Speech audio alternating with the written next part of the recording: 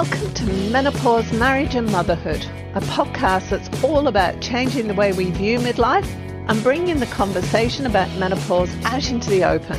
Each week we share stories, experiences and inspiration. We talk to experts on how to best navigate this time of life and find out how other people have not only survived but thrived through this time. I'm your host, Karen O'Connor. Hello and welcome to this week's episode. Today I'm here with Julie Vigor. Julie established Sensational Girls Network in October 2020 as a proactive solution for positive mental health to empower the current and future generations of women. Sensational Girls Network offers programs and retreats for mothers and daughters to strengthen their bond to help set up daughter for success in life. Welcome, Julie. Thank you so much.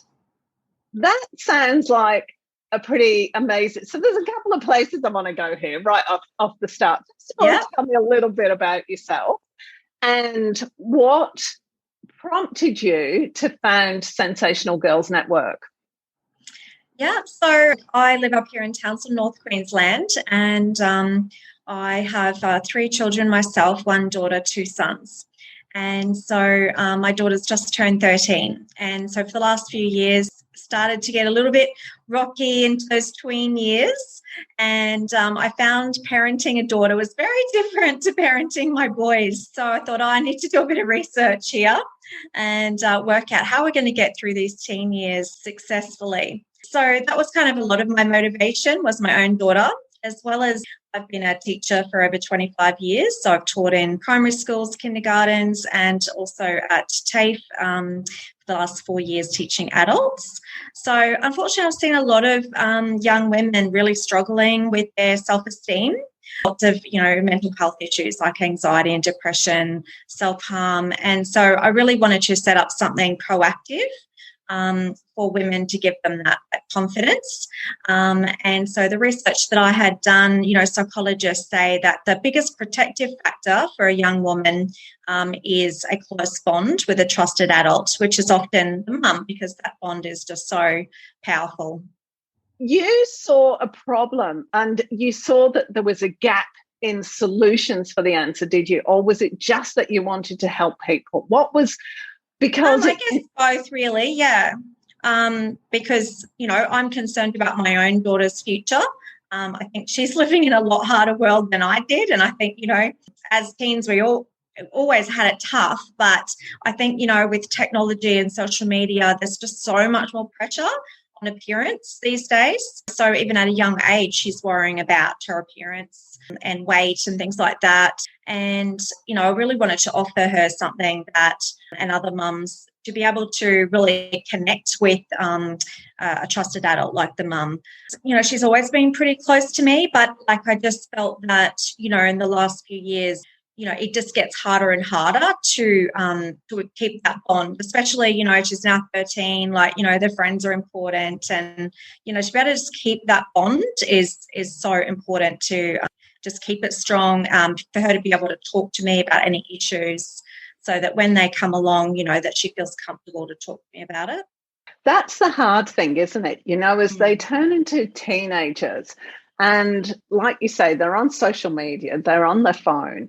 We as adults, because until then, you kind of know roughly what they're doing and who they're talking to and everything, but they reach a certain point where you lose that connection with what is actually going on in their world.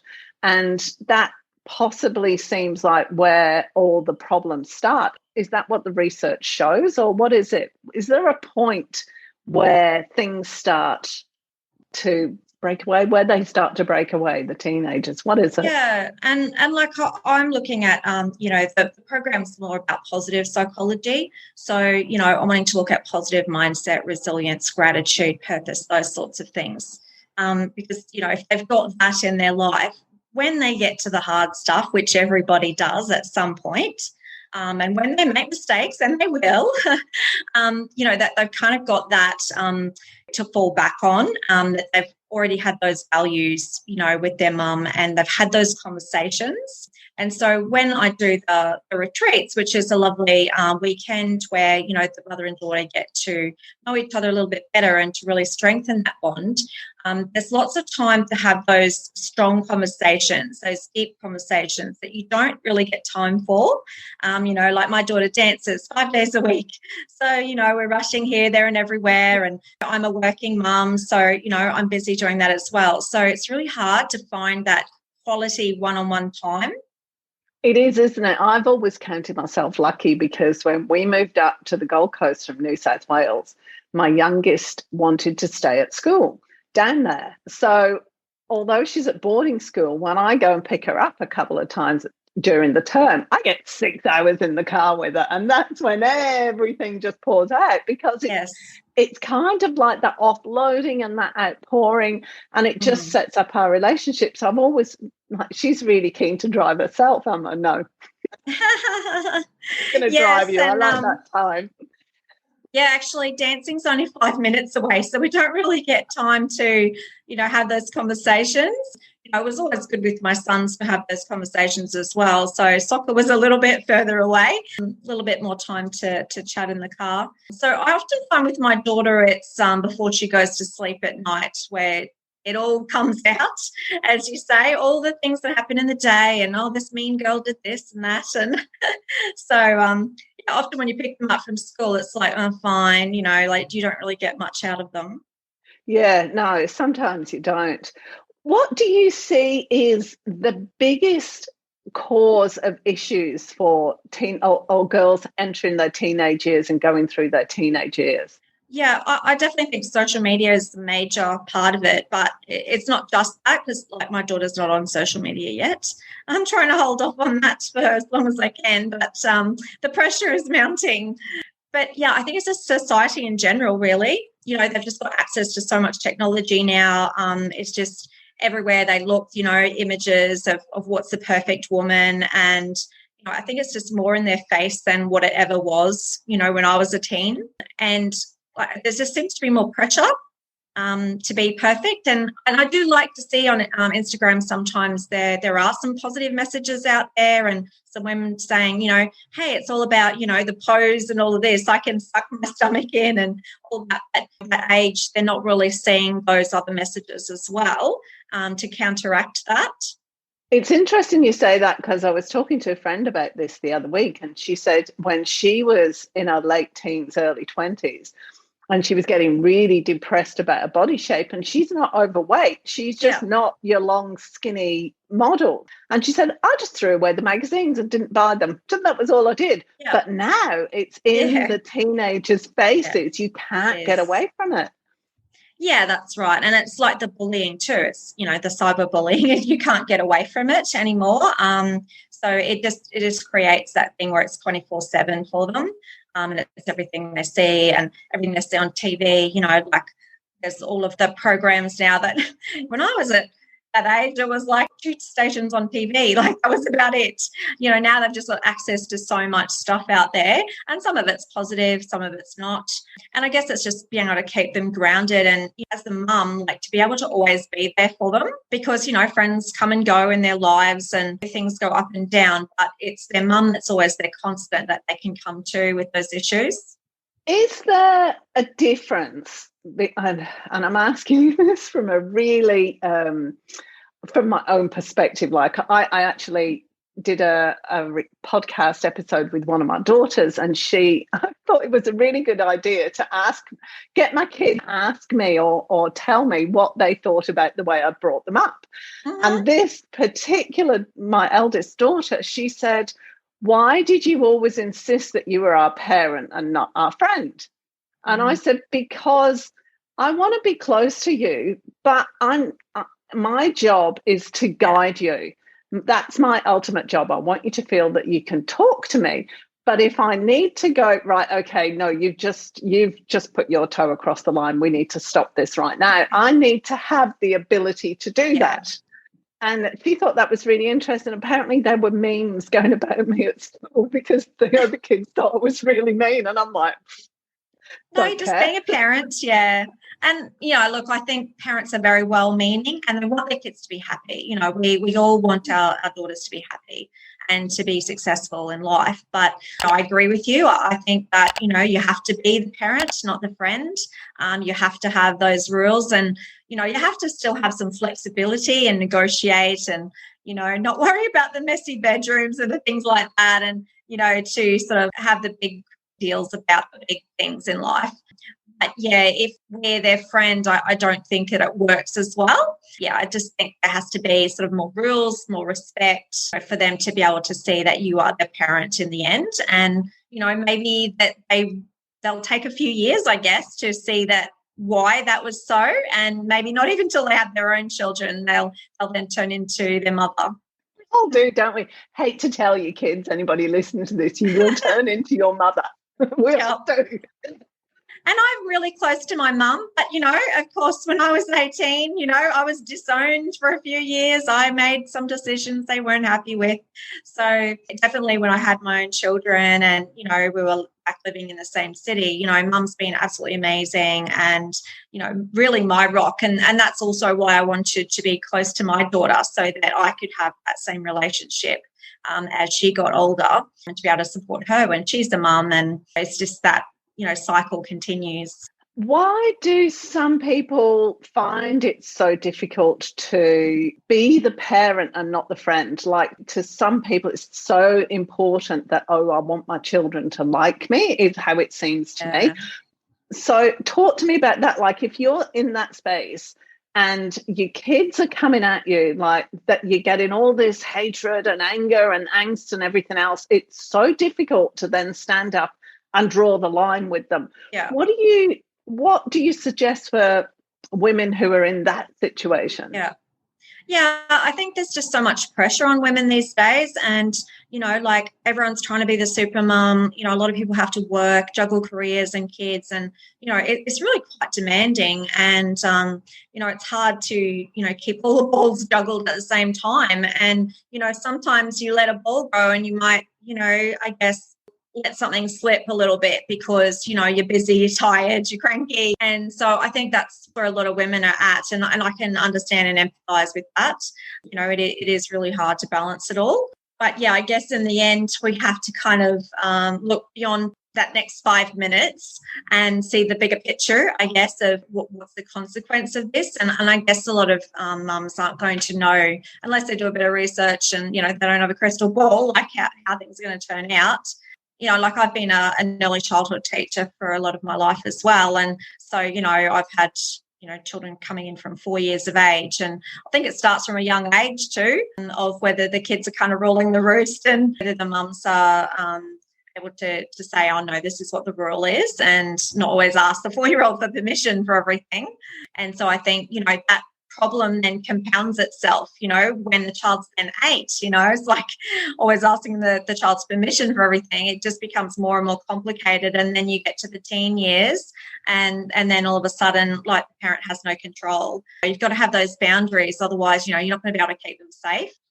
It's interesting because when my boys were at school, a lady from New Zealand who used to be a prison officer, and she went on to do a PhD in why some boys ended up in juvenile detention and then went on into criminal lives. And she wrote this whole thesis on when boys don't have rules, that's when everything goes wrong. And being the mother of 2 boys who were very close in age, and they brought their friends home, as soon as the boys stepped across the threshold, I'm like, my house, my rules. That's it. I don't care what you do at home. This is what we do here. Yeah. And I really got the importance, because it actually came back to me from the mouths of my boys when my eldest was about 10. They need rules. Yeah. And that was what my eldest said to me. I don't feel safe at the school that he was at because there's no consequences when somebody breaks a rule. And that was a really big, like, oh, okay. It is actually okay for me to go, right, stop. This is, you're doing this now, this needs to stop, and these are the consequences. But it's no different to girls. You just got to do it in a different way, is my experience of having boys and then girls.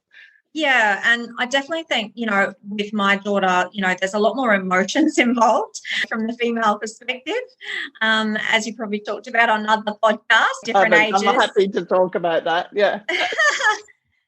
Yeah, so as I said, she's 13, so we're hitting that hormone period.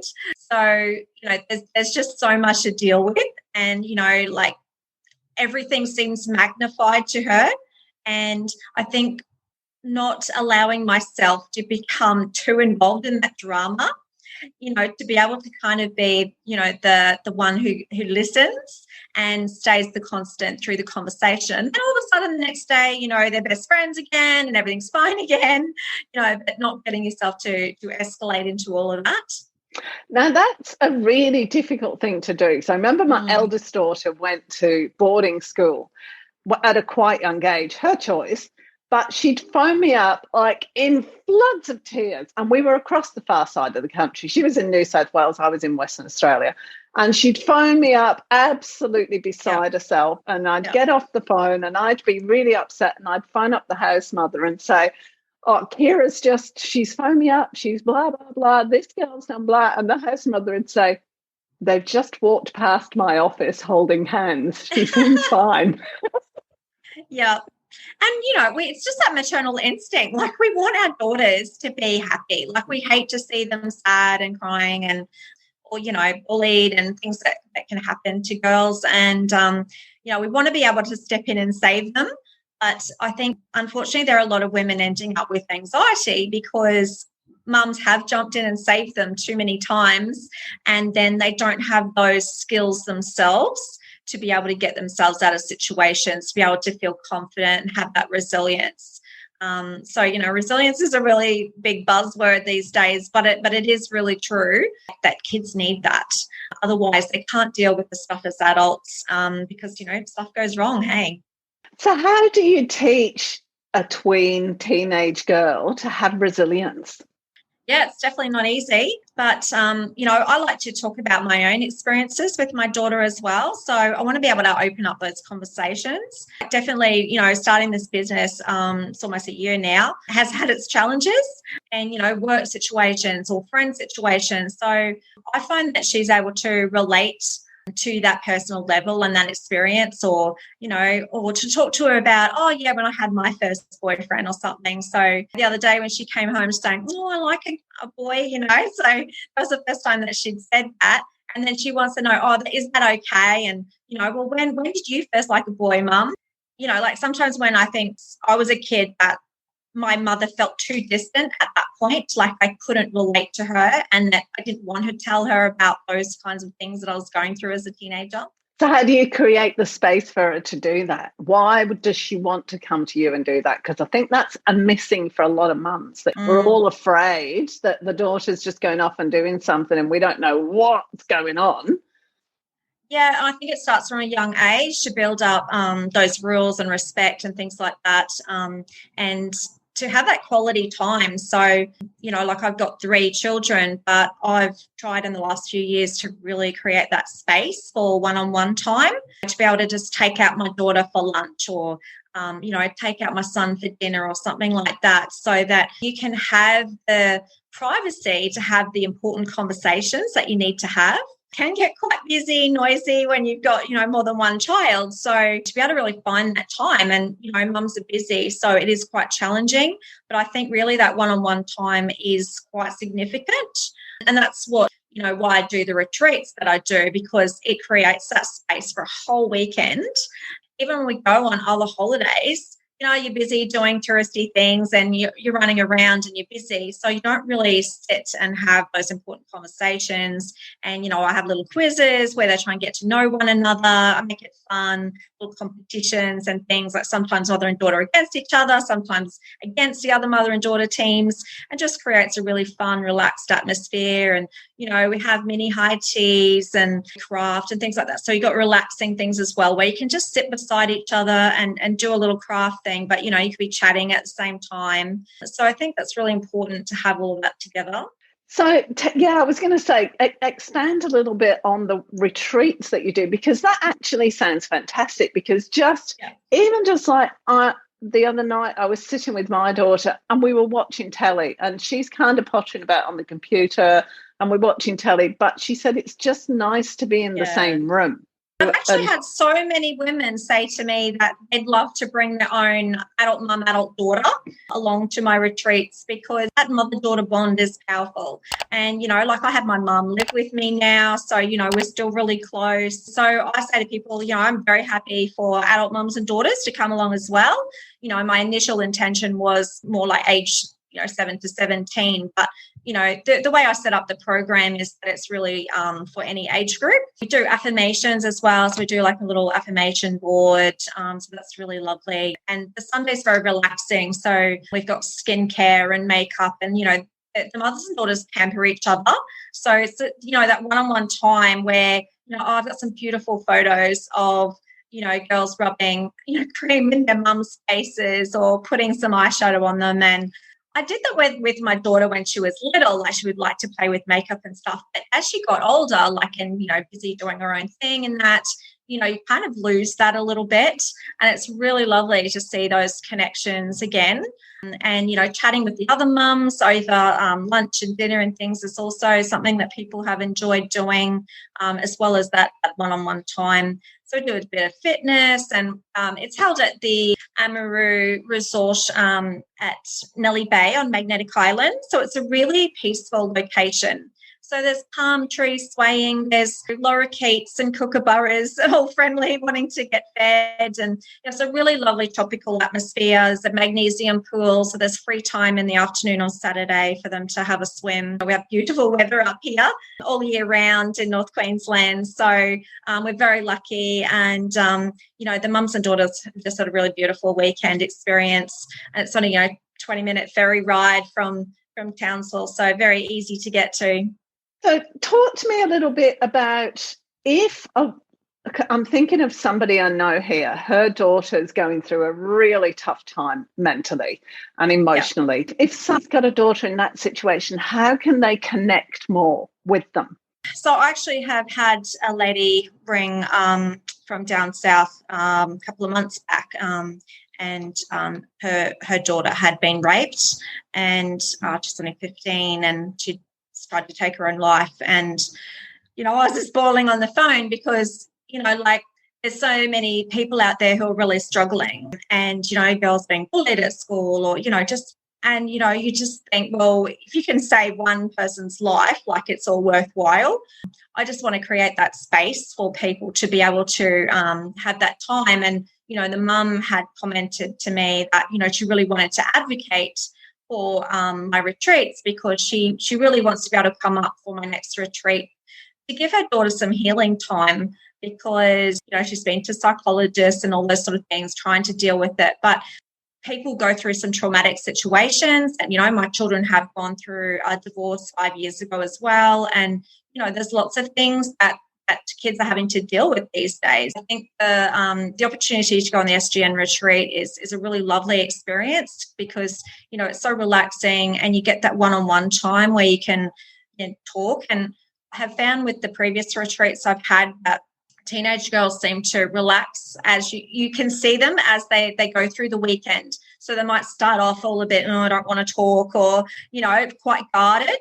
And then as the day progresses, and then especially by the second day, you can see them much more relaxed, much more willing to have those conversations and open up. And, I've played some inspirational videos and one lady said that she then used that same analogy with her daughter that, the golf ball, she was the golf balls because that in the little video it talked about how the golf balls were the important things in life. And then the rest of it was just the sand and all of that sort of thing. And, they've gone through a tough time family-wise as well. Yeah, I think also, that mums can have the difficult conversations because, they've gone through some tough times, but it's hard sometimes to sit down because mums are also dealing with those emotions. It was good for them to be able to talk about that. And we also talk about appearance and things like that and, to accept yourself. And another mum commented that, she was always kind of teased, always felt as though she couldn't be herself. She always wanted to wear bright scarves in her hair and things like that. And she always felt like, oh, no, that, it's not the norm or whatever. And now she feels like she can be herself. And it was really great to see her daughter, really take that on board because, she's got that more, artsy, bright coloured personality as well. And so that it's okay to be you. When is the next retreat? So next one is mid-October, 16th, 17th. So that's the last one for this year. And then there'll be 3 next year.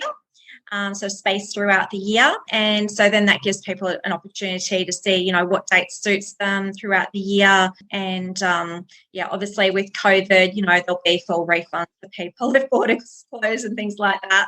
I was thinking it's so difficult at the moment because your only people that can get there are Queenslanders. You can't get there, can you, if you're from the other state? Oh, yeah, that's right. And, I do feel very sorry for those people because we've been very lucky. We've barely been affected by COVID at all in North Queensland. Yeah, look, hopefully next year will look a lot better for people. But, definitely if they book something to have that time with their daughter, that they can definitely get a refund if anything does go wrong between now and then with COVID. Let's talk about that as well. The people who have been locked down in Sydney for 3 months now, or the people in Melbourne who, have been locked down for God knows how long, gone on and off. How do you support the teenagers going through that? Yeah, that's quite challenging because, even though you might be stuck in the same house together, are you actually connecting? Are you having quality time or are you just at each other's throat? Poor mums were having to homeschool. And as a teacher myself, I can empathise with that. So, as I said, we're very lucky. We've barely had any lockdowns at all, really nothing. So, I can't speak much from experience with that. But, I definitely think that people probably will need a little bit of escape after all of this. And, it could be a really time to have a different outlook and to be able to connect on a different level and not all the fighting. Because there was a 15-year-old and a mum came a couple of months ago on retreat and they both used the word strained relationship in their feedback. And they both said how much better their relationship was at the end of the retreat. So, that really warms my heart to be able to see that, there was no major trauma, but it was just a mum and a 15-year-old daughter who's just started to get a little bit antsy at each other. And they were just able to relax and enjoy each other's company and laugh. And, it's really beautiful. Is there a difference between how many people have you had up there from a city and how many from the smaller or rural areas? Is there a difference between the two in how they interact or the problems, or is it kind of the same? I guess everybody's a little bit different. So last retreat, we had a couple of ladies from out west. And so one of the daughters had been to boarding college. So I do say to mums that my intention with Sensational Girls Network is to do one-on-one time. That mum chose to bring 2 of her daughters because one of them was in boarding college and boarding school and was home. And so she wanted to be able to connect with her as well. So she managed it quite well to be able to give both of her daughters time. I didn't hear too many little niggles between the girls. But it can be challenging, I think, to try and divide your time up between both, the way it's structured. But, they did go okay. And, there was another lady from a smaller town at regional North Queensland come up, and then a couple of locals as well. So, everyone just had their own little stories. Everyone got on famously and, everyone had a positive experience. That's fantastic. I'm going to start wrapping it up now. So you've told us all about the retreats and everything. Tell me, though, if you had one thing that you wanted to say to mums right now, what is the most important piece of information you could give to them? Yeah, I definitely think that it's the one-on-one time. So even if it's 10 minutes per day, because you think, just how busy we are and we get home from work and we're trying to cook dinner and doing everything else and homework and all of that sort of thing. So I think trying to find 10 minutes one-on-one time, and as we said before, whether it's on the way to somewhere in the car or if it's, when they go to bed or something. And I've been guilty of it sometimes myself where I'm just like, oh, can you just go to sleep? Because I'm tired and, can you just go to bed now? I've actually forced myself to go, okay, I'm just going to give her 10 minutes to get it all off her chest. And, I find that really works because then she can relax and go to sleep and then she can see that I've valued that time with her. And really, it's only 10 minutes in the end. Oh, that's fantastic. Thank you so much, Julie. I really appreciate it. Yeah, thank you. I really appreciate you having me, Karen.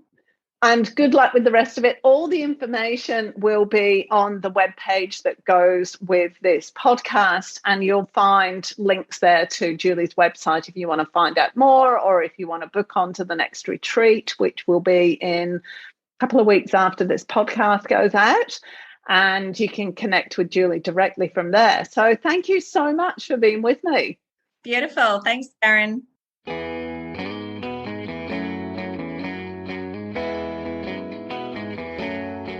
Thanks for joining us this week on Menopause, Marriage and Motherhood. Make sure you subscribe to the show on your favourite player, and while you're at it, we'd love you to leave us a rating on iTunes, or if you'd simply tell a friend about the show, that would be amazing too. Be sure to tune in next week for the next episode, and remember, if you're busy thinking about what you can't have, how on earth are you going to enjoy what you can have? See you next week.